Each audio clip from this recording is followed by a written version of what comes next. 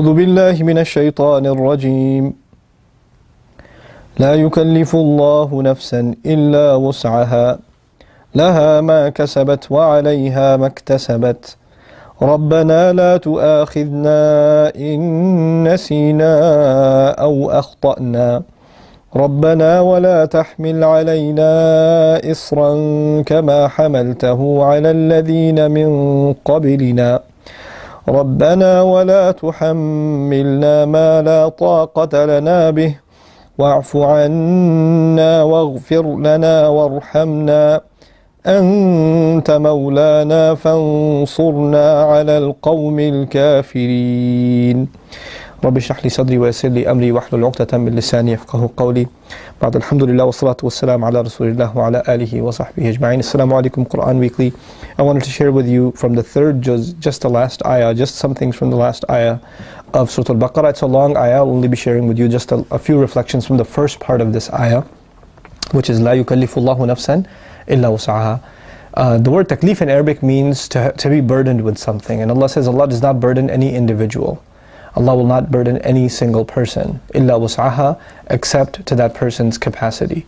Which actually means any trials you and I go through in life are actually custom tailored to our capability to manage them. What somebody else is going through may not be something I can handle, and what I'm going through may not be something they can handle. The gifts we enjoy in life and the difficulties we suffer in life, the hardships and the trials we suffer in life are actually each of them custom tailored to our own individual personalities.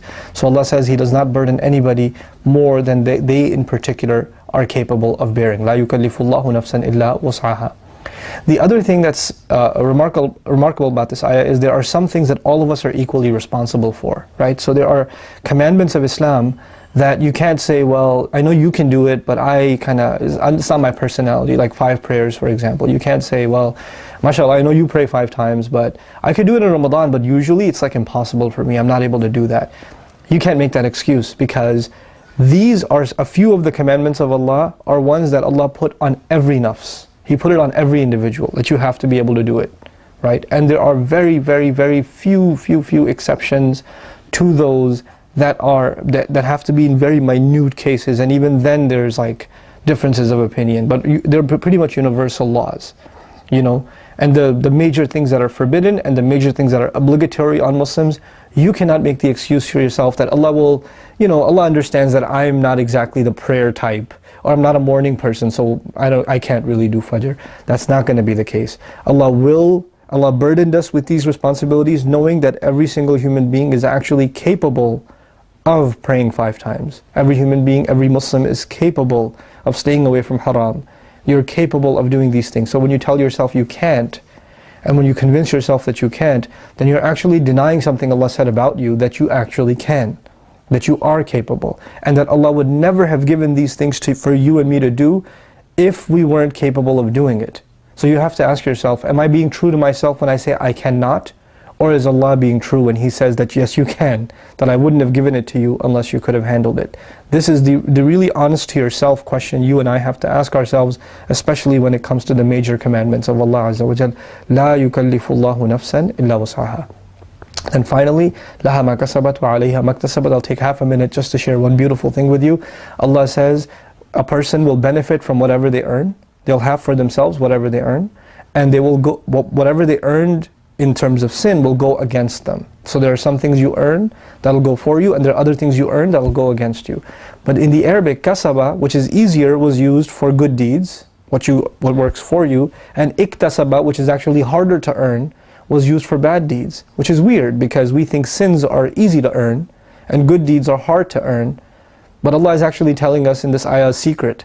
Sins may be easy to earn in the short term, but what you pay for them in the long term bring about so much difficulty, and what you've earned in terms of problems and difficulties in your life is so much hardship because of that disobedience to Allah that it actually doesn't count as something easy.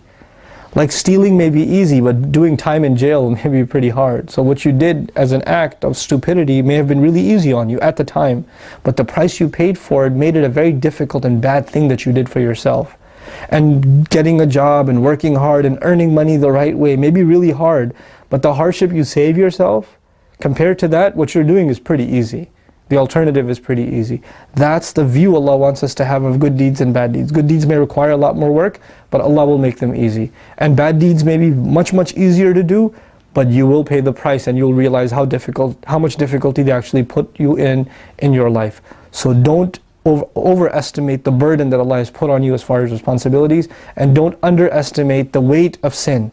Don't underestimate and don't think that it's just something I do, who cares, and not think about the burdens and the troubles it'll bring you tomorrow, and especially when you and I stand in front of Allah. Barakallahu li wa lakum. Wassalamu alaikum wa rahmatullahi wa barakatuh.